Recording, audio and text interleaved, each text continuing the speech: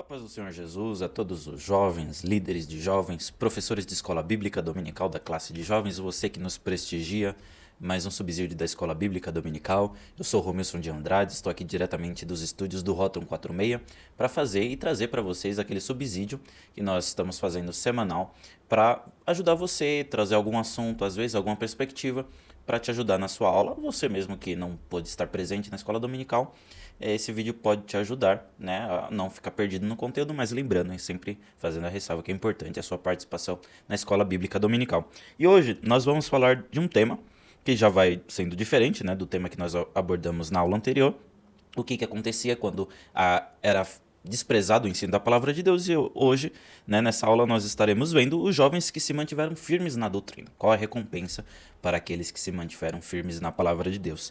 E o texto proposto, o texto principal, está em Daniel, no capítulo 3, versículo 18. Só que esse texto principal também é o mesmo da leitura bíblica em classe. Então, para a gente adiantar, geralmente eu leio já o texto bíblico e a gente faz o comentário específico dele. E o resumo da lição está descrito da seguinte forma: a confiança em Deus e o compromisso com a sua palavra contribui com a manutenção da fidelidade do crente, de modo que tanto um quanto o outro ele exige a prática e a constância, né? Para que a gente tenha estar firme na doutrina não é conhecer a doutrina, não é saber que ela existe, mas é praticar, é andar nela. Jesus disse que ele era o caminho. Jesus não é só a porta, como ele é o caminho. Então existe algo que nós devemos crescer enquanto nós estivermos prosseguindo, né? O profeta Osés disse: prossigamos e conheçamos e prossigamos em conhecer ao Senhor. Então não é algo estático. Manter firme na doutrina é algo constante que exige uma evolução cotidiana, que é o processo de santificação, processo de separação, no qual nós estamos diante do nosso Deus e nós nos aperfeiçoamos de modo que nós sejamos mais parecidos com Ele. Eu acho que até antes, né, já fazendo essa boa introdução, estar firmes na doutrina, ou a gente pode chamar de processo de santificação, é você estar cada vez mais parecido com Cristo, né? Não é você estar melhor hoje do que você foi ontem. Se o parâmetro do ser humano for o ser humano, a gente vai viver de frustração em frustração. Então, nosso parâmetro deve ser a Cristo e a sua palavra, e ele somente, né? E o texto bíblico, então, portanto, está no livro de Daniel, no capítulo 3, versículos de número 7 a 12. Né? Um texto extremamente conhecido, principalmente dos jovens, né? É um dos textos áureos aí para todos os jovens, ao qual está escrito: portanto, no mesmo instante em que todos os povos ouviram o som da buzina, do pífaro, da harpa, da sambuca, do saltério e de toda a espécie de música, prostaram-se todos os povos, nações e línguas, adoraram a estátua de ouro que o rei Nabucodonosor tinha levantado. Versículo de número 8. Ora, no mesmo instante se chegaram alguns homens caldeus e acusaram os judeus. 9. Disseram ao rei Nabucodonosor: ó rei, vive eternamente. Tu, ó rei, fizeste um decreto que todo homem que ouvir o som da corneta, da flauta, da harpa, da sambucha, do saltério, da sinfonia e de toda sorte de músicas se prostrasse e adorasse a imagem de ouro. Todo aquele que não se prostrar e adorar seja lançado no meio de uma fornalha de fogo ardente. Há uns judeus que constituíste sobre os negócios da província da Babilônia, Sadraque, Mesaque e Abednego, o Misael, Ananias e Azarias, os seus nomes originais. Esses homens, ó rei, não fizeram caso de ti, não servem aos teus deuses, nem adoram a imagem de ouro que levantastes.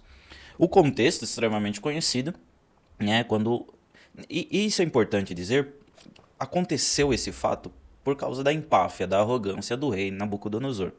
Se nós voltarmos no capítulo anterior, no capítulo 2, quando Daniel faz a interpretação do sonho do rei, a qual ele diz no versículo de número 32, a cabeça era de ouro puro, o peito e os braços eram de prata, o ventre os quadris eram de bronze, as pernas eram de ferro, os pés eram parte de ferro, parte de barro. E ele fala o que estava acontecendo, e a partir do versículo 36 e 37, ele dá a interpretação do sonho ao rei.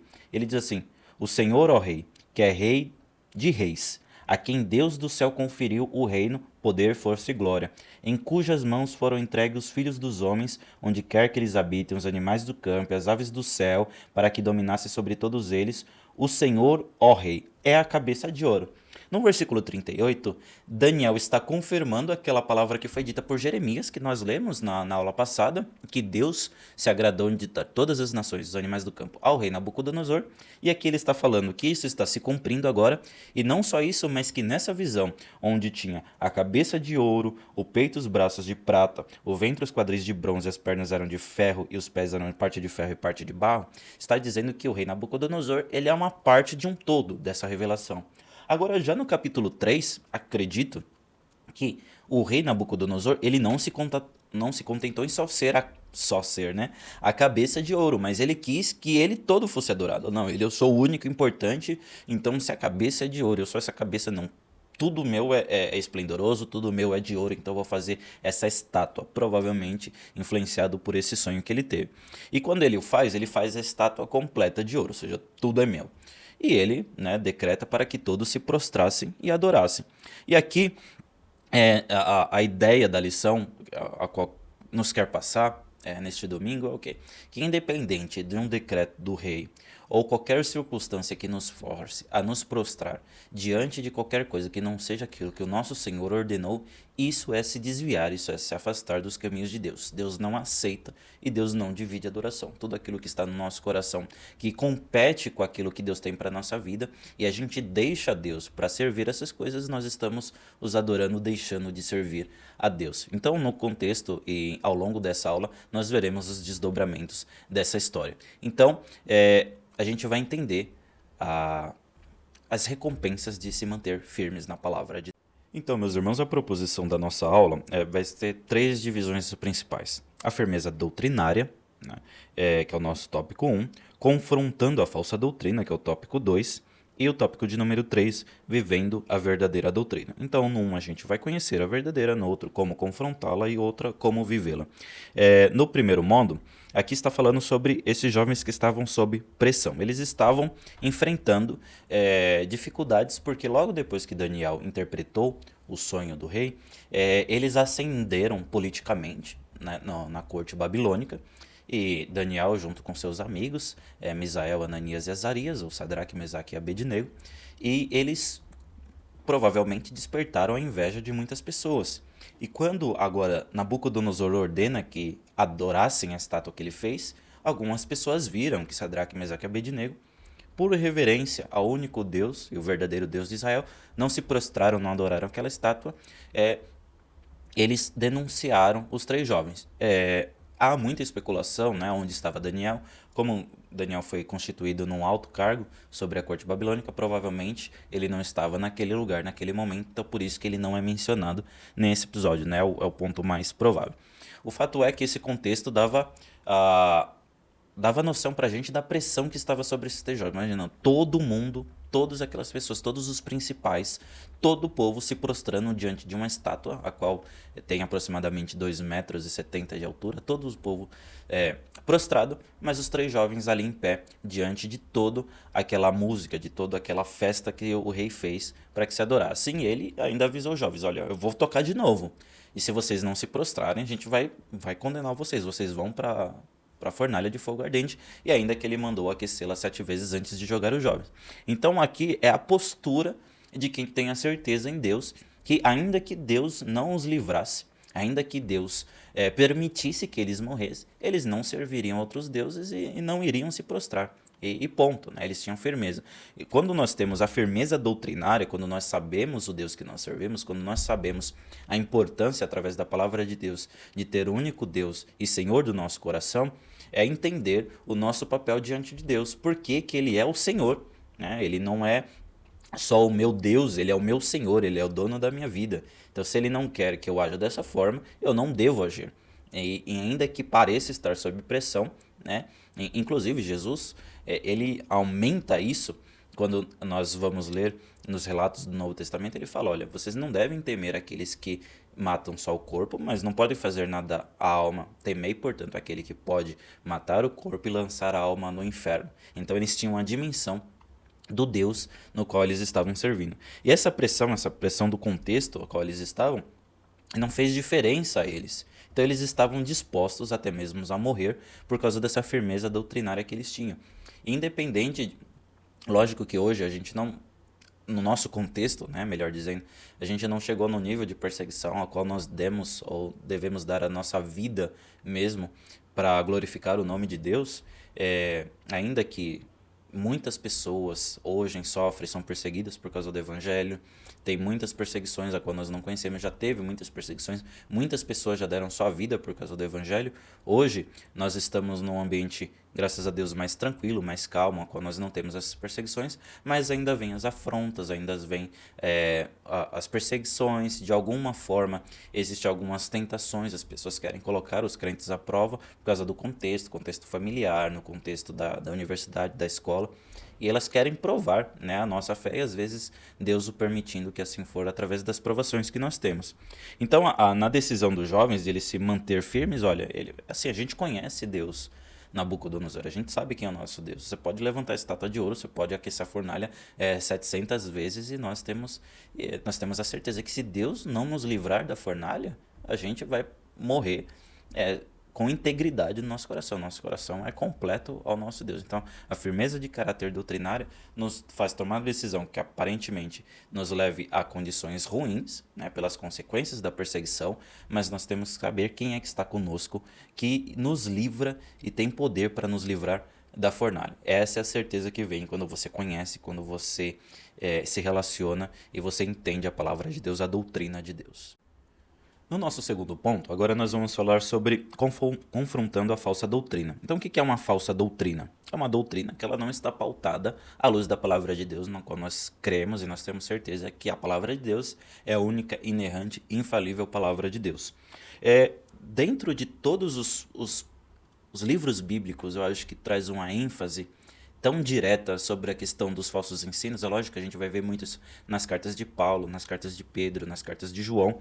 Agora, uma carta que eu acho muito interessante de a gente estudar, e eu acho que vale a pena você apresentar na sua sala de escola bíblica dominical, é o livro de Judas. Porque no livro de Judas, no verso de número 3, Judas ele vai fazer uma compilação, ele parece que ele precisa escrever algo rápido, parece que se ele pudesse resumir tudo aquilo que ele deveria, o que ele podia passar à igreja de Deus, aqueles santos, ele falou assim, olha, no verso 3, quando eu me empenhava para escrever-lhes a respeito da salvação que temos em comum, senti que era necessário corresponder-me com vocês para exortá-los a lutar pela fé que uma vez por todas não foi entregue. Então assim, Judas podia escrever uma coisa só. O que ele pensou, o que ele escrutinou, o que ele pensou e falou assim, se eu pudesse falar uma coisa só, o que a gente deveria falar? A lutar pela defesa da fé. Aí o que ele fala? Por quê? Por que, Judas, você está escrevendo para a gente lutar acerca da nossa fé? Ele vai responder no verso de número 4. Pois certos indivíduos, cuja sentença de condenação foi promulgada há muito tempo, se infiltraram no meio de vocês sem serem notados. Então são pessoas que estão dentro da igreja, que estão no meio da igreja, eles trazem divisões e contendas e falsas profecias, falsos ensinos, e a igreja não os tinha notado. Por quê? Aí ele vai falar do tipo das pessoas, né? São pessoas ímpias que transformam em libertinagem a graça do nosso Deus e negam o nosso único, soberano e Senhor Jesus Cristo. Então o que ele estava falando?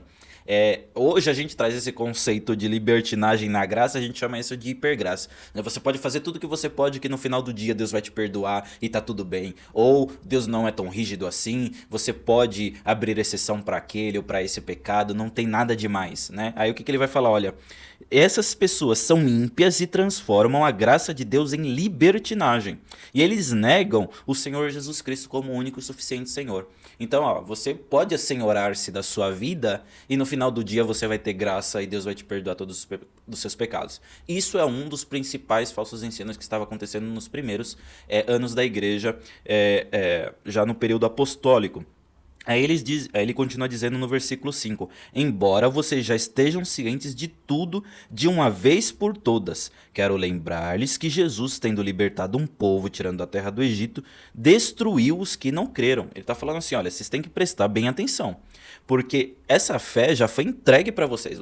Qual que é o fundamento da fé em Deus? É o caminho de Jesus Cristo. É Jesus Cristo como único caminho, é Jesus Cristo como única verdade, é Jesus Cristo que nos dá vida, é que Jesus veio, se encarnou, morreu por nós, ressuscitou ao terceiro dia, foi assunto ao céu, nos deu o penhor do Espírito Santo, que vai falar sobre as obras de Jesus. É através do nome de Jesus que nós temos libertação, é através do nome de Jesus que nós temos vitória, é através do sangue de Jesus que nós somos lavados, é através da cruz de Cristo que nós nos encontramos com Deus, é Cristo quem nos religa a Deus, é Cristo quem nos abraça, é Cristo quem nos dá um novo nome, é Cristo quem nos resgata, é Cristo que faz toda a obra completa. O ser humano não tem capacidade em si, eles têm que responder positivamente à graça de Cristo, tudo por Cristo. Paulo vai dizer, porque dele, por ele, para ele são todas as coisas, em Romanos, no capítulo 11.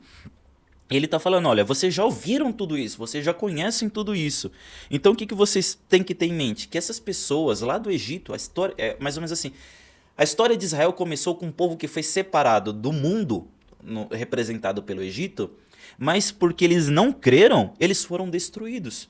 Então não é simplesmente entrar num caminho da igreja ou fazer parte de uma comunidade e deixar a vida levar. Não é assim que você tem que lutar, porque se você não lutar, você pode ser destruído. Aí ele vai falar sobre os anjos que não guardaram seu estado original. Ele vai falar sobre os habitantes de Sodoma e Gomorra. Ele vai falar sobre os que se contaminaram com a carne. Ele vai falar sobre a questão da contenda. E ele, no verso de número 11, ele vai falar assim, ó, ai deles, porque seguiram o mesmo caminho de Caim, movidos por ganância. Se alguma doutrina que você ouve, algum ensino é baseado na ganância, é falso ensino. O erro de Balaão, eles foram destruídos na revolta de Corá, então ele vai trazer aqui pra gente pelo menos 3 exemplos de falso ensino. O caminho de Caim, que é o caminho da inveja, o caminho da destruição, o caminho da morte, o caminho da mentira. Ele vai falar a ganância que leva ao erro de Balaão, ou seja, você profetiza pelo que você ganha, a venda do evangelho, a comercialização do evangelho, é você precificar o evangelho, isso é um falso ensino. A destruição, os que foram destruídos na revolta de Corá, a revolta de Corá, também, qual que foi o ensino de Corá? Que não era só através de Moisés que Deus deveria fazer alguma coisa, então ele reúne lá Corá e os seus comparsas, e eles questionam a autoridade de Moisés, eles questionam o sacerdócio da tribo de Arão, né, dos levitas. Ele questiona tudo isso, por que exclusividade para eles e não para nós? E aí a gente vê o juízo de Deus sobre a vida dele, no qual abre a terra, engole ele e os seus familiares, porque a revolta contra a liderança que Deus estabeleceu também é uma revolta contra Deus que estabeleceu, e Deus trata diretamente com isso. Ele fala, olha, esses são como rochas submersas nas festas de fraternidade que vocês fazem, banqueteando-se com vocês sem qualquer receio, ou seja, eles estão no meio de vocês. Tem pessoas no meio de vocês que estão incentivando a vocês invejarem, elas estão incentivando a vocês a precificarem o evangelho, elas estão ensinando vocês a se rebelarem contra as suas autoridades, né? Todas essas pessoas, elas estão nesse meio, no meio da igreja. São pastores que apacentam a si mesmos, são nuvens sem águas, impelidas pelo vento, qualquer coisa os leva. São árvores que em plena estação de frutos continuam sem frutos, elas não produzem, o papel delas é só arrancar, é só destruir, é como ervas daninhas que danificam a árvore, duplamente mortas e arrancadas pela raiz. São ondas bravias do mar que espumam suas próprias sujeiras, são estrelas sem rumos para as quais está reservada a mais profunda escuridão para sempre. E ele vem trazendo toda a descrição sobre essas pessoas que estavam caindo nesse engano, que eles não estavam atentas, porque essas pessoas estavam instaladas na igreja e não tinham o discernimento, não tinham usado o conhecimento que eles adquiriram da palavra de Deus para discernirem aquilo que vinha de Deus ou não. Lembrando que nós temos o discernimento tanto pelo dom, também quanto pelo conhecimento da palavra. Qualquer doutrina bíblica que é pegada fora de contexto, qualquer trecho bíblico fora de contexto, a qual é instituído uma doutrina estranha, né, como assim as doutrinas se a gente pode chamar desse termo, né, os ensinos de Satanás para Jesus, falando assim, olha, se você é o filho de Deus, se jogue, porque está escrito, aos teus anjos dará ordem ao teu respeito. Mas isso é um texto que está escrito na Bíblia, mas é isolado, ele está fazendo uma doutrina isolada, está pegando algo fora de contexto, fora daquilo que Deus quis dizer para tentar a Jesus, mas Jesus também com a palavra, como a gente já disse, que não é uma única linha, mas é um tecido, também está escrito, não tentarás o Senhor teu Deus. Então é uma coisa que não pode negar a outra, a gente não pode pegar um texto bíblico e achar que é tudo lindo e maravilhoso naquele mundo e a gente não analisar todo o contexto. Nós vemos em Deuteronômio, capítulo 28, que as bênçãos daqueles que seguem a palavra de Deus, olha, você vai ser cabeça e não cauda. Ok, é uma bênção, mas ela é condicional. Se vocês obedecerem, se vocês ouvirem, se vocês não se desviarem nem para a direita nem para a esquerda. E também, logo depois, para as pessoas desobedientes, tem as condenações. Se vocês se desviarem, se vocês não ouvirem, vocês vão ser malditos, a sua terra não será próspera. E tem uma lista de mais de 40 versículos de maldição para aqueles que não seguem a palavra de Deus. Então, se vai utilizar uma coisa, deve-se utilizar outra. E Judas continua instruindo: mas vocês, meus amados, lembre-se das palavras que anteriormente foram proferidas pelos apóstolos do nosso Senhor Jesus Cristo. Eles diziam a vocês: nos últimos tempos haverá zombadores, andando segundo suas ímpias compaixões. São estes que promovem divisões, os seus próprios instintos, e não têm o Espírito. Então aqui são classificações daqueles falsos ensinadores, aqueles que se desviaram já há muito tempo da doutrina da palavra de Deus e querem trazer outras pessoas, querem desviar outras pessoas. Então como identificá-los? Eles vão distorcer o ensino da palavra de Deus segundo a sua própria concupiscência. Meus irmãos, agora o nosso terceiro tópico, que vai falar sobre como viver essa verdadeira doutrina. A lição nos traz a sugestão do livro de Tito, no capítulo 2. E desde o versículo 1, Paulo vai dar diversos conselhos às classes de cristãos, né, como é que eles devem viver de acordo com a doutrina. Ele começa o texto assim: mas você ensine o que está escrito de acordo com a sã doutrina. Ou seja, o que a palavra de Deus recomenda com tal prática.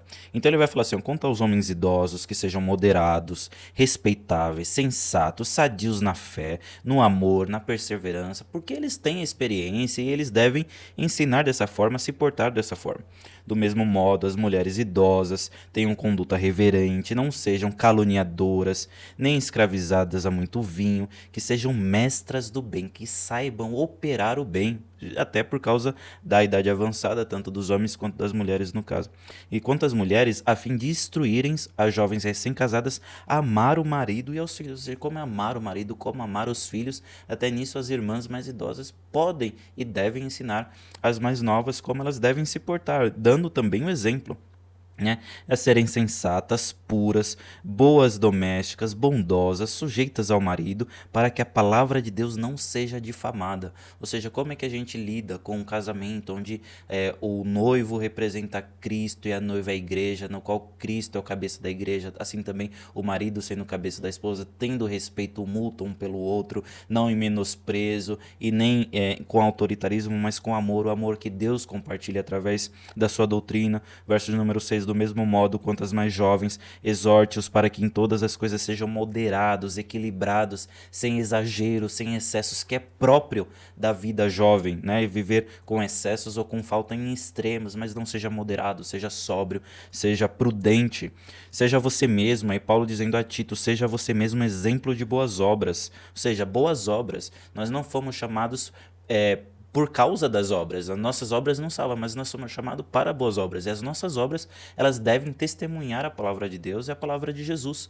No caso, quando nós nos portamos bem, nós testemunhamos a palavra de Deus. É isso que ensina na doutrina: ser moderado no ensino, mostra integridade e reverência, linguagem sadia, no qual todos possam compreender, que seja irrepreensível, para que o adversário seja envergonhado, não tendo nada de mal a dizer a nosso respeito. Ou seja, é como se nós estivéssemos, como diz no livro de Hebreus, rodeado de uma nuvem enorme de testemunhas, e todas elas estão nos observando, e nós devemos dar bom testemunho. Quanto aos servos, sejam em tudo obedientes ao seu Senhor, dando-lhes motivo de satisfação. Aqui o contexto era servo por causa no sentido da escravidão, mas hoje o funcionário ter bom relacionamento na sua empresa, com o seu chefe, com o seu gestor, não furtem, mas que deem prova de toda a fidelidade, a fim de que em todas as coisas manifestem a beleza da doutrina do nosso Senhor e Salvador. Então o que Paulo está dizendo aqui que faz parte da doutrina de Deus? O bom comportamento, o bom exemplo, as boas obras, tudo isso faz parte da sã doutrina, da verdadeira doutrina, da doutrina que edifica o crente. E quando nós estamos alicerçados nisso, quando nós estamos firmes nisso, nós podemos viver livramentos como Sadraque, Mesaque e Abednego viveram, assim como Daniel também viveu um livramento por causa do amor, assim como Paulo, assim como tantos e tantos outros exemplos bíblicos que nós temos de o que acontece com aquele que é fiel. E a gente pode dizer como salmista: eu nunca vi um justo desamparado, nem a sua descendência mendigar o pão, porque ele está sendo sempre sustentado com a verdadeira doutrina, que é a doutrina da palavra de Deus. Espero, meus irmãos, que você tenha uma aula abençoada no nome de Jesus, e a gente se vê no nosso próximo episódio para a nossa próxima aula. Que Deus abençoe você em Cristo Jesus.